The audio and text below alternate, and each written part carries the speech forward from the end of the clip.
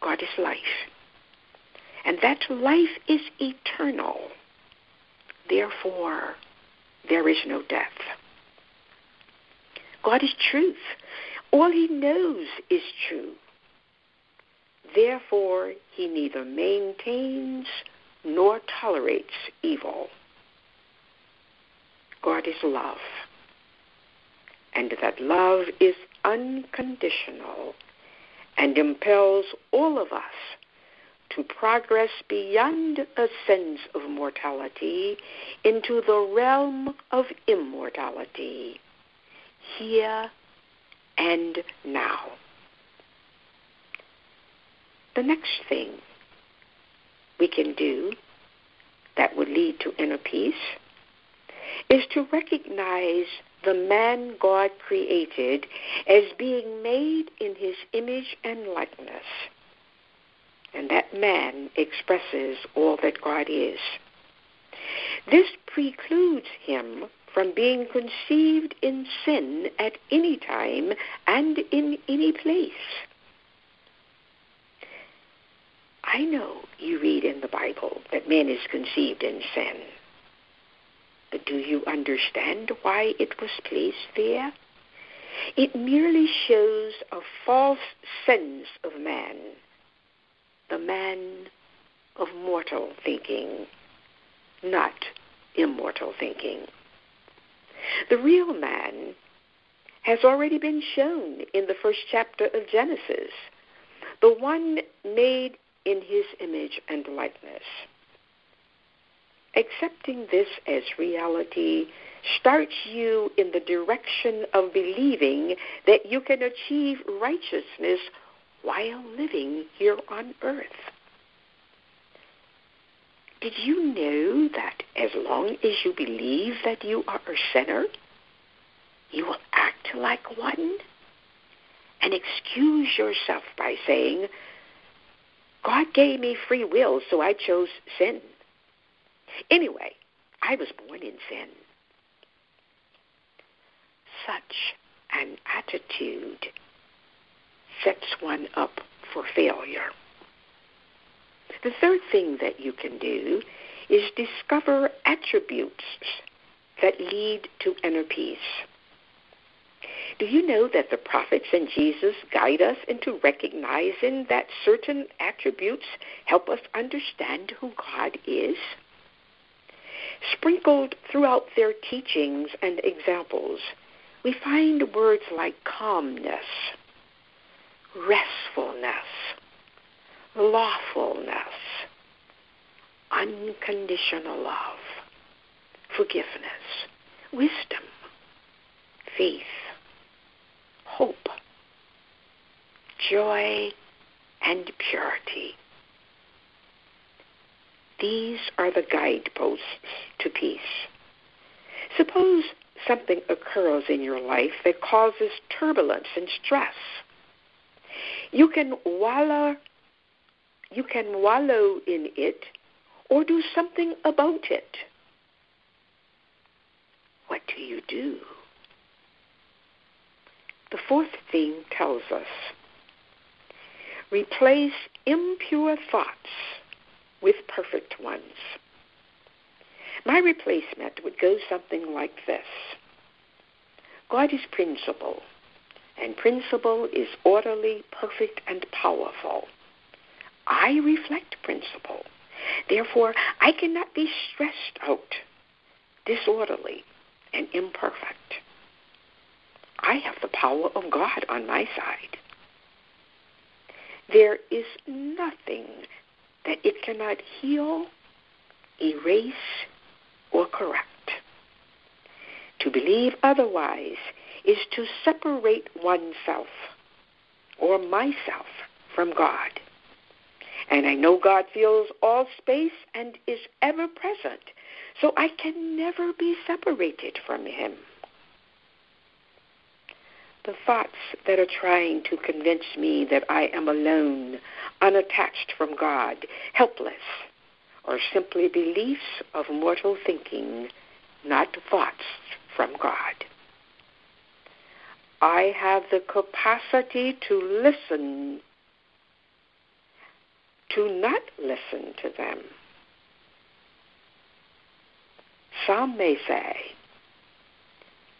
that's just wishful or positive thinking.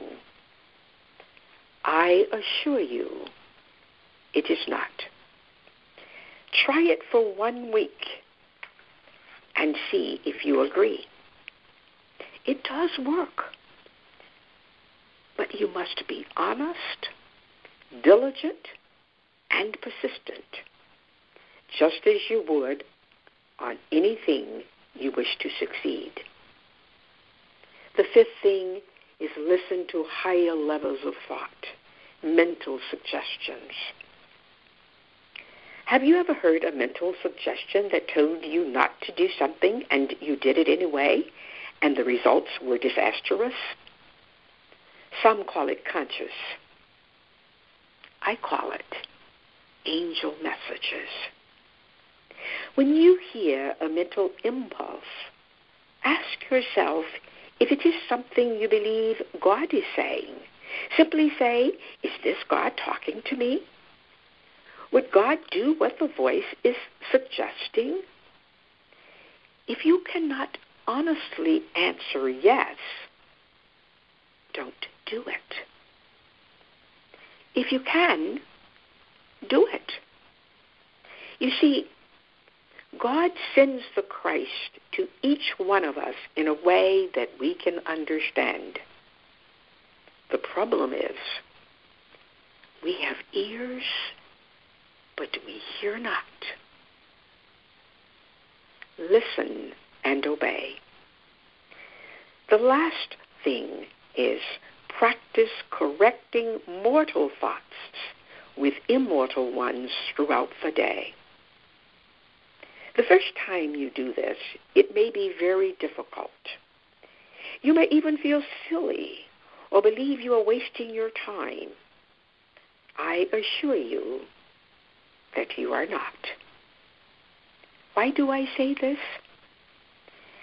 I believe the true nature of man is not the physical structure, but the spiritual consciousness. We are all made of spiritual thoughts and ideas, and when we seek them, we find them, and they guide our actions. Inner peace comes not by ignoring evil, but by destroying it in thought. And the only way to destroy error is with truth. The only way to destroy mortal mind is with divine mind. It is simple, as Jesus pointed out, but it works. It is straightforward, but it is not easy. It takes constant effort and toil to serve God and accomplish the things Jesus, Paul, and a woman called Mary Baker Eddy demonstrated. It is possible. I can attest to it. My demonstration of truth has not reached the level of Jesus, Paul, and Eddy, but 40 years of healing blindness, severe colds, sliced fingers, severe headaches, broken wrists, torn relationships, anger, bitterness, resentment, and many that have no name. I know it works. Great peace have they that love thy law, and nothing shall offend them. Psalms 119, 165. This statement indicates that peace comes naturally from those who love the laws of God. At first glance, one may challenge the accuracy of such a statement. But the key to this accuracy is determined by one's connotation of love. Unconditional love. love based on spiritual knowledge and understanding, as well as demonstration of the laws of God. God is principle, and principle is divine law, the origin of all peace and harmony. Uniting with principle heals man of any disharmony. This connection with divine law may be instantaneous or may take several years, depending on the tenacity of error in one's thinking. All healing comes from a change of thought from truth, from error to truth. I'm going to say that again. All healing comes from a change of thought from error to truth, hate to love, and death to life. These evils can be so entrenched in thought that it takes constant effort before dislodgement occurs. An example of this is discovered when a parent loses a child. Grief, which is the emotional stress that results from the loss, may take years to overcome. In some instances, it is never overcome during the human experience. A key factor in overcoming the loss of a loved one is gaining a truer sense of life, life not defined by bodily existence. Climbing over this hurdle is very difficult for most people because mankind believes that he lives in the body, that God created this body, and letting go of such thoughts can be very challenging. Those of you who are sharing or will be sharing your first Christmas after the loss of a loved one may find this time very challenging. But listen to the thoughts within and know that God is life and life is eternal. Man expresses this life, so he is also eternal. Telling this to a grieving parent falls on deaf ears. It is only through divine revelation and regeneration that understanding emerges.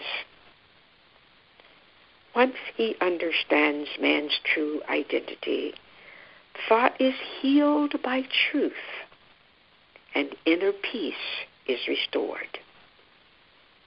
How do I know? I have lived it. After the death of my daughter, I struggled for 2 years trying to gain a pure sense of life.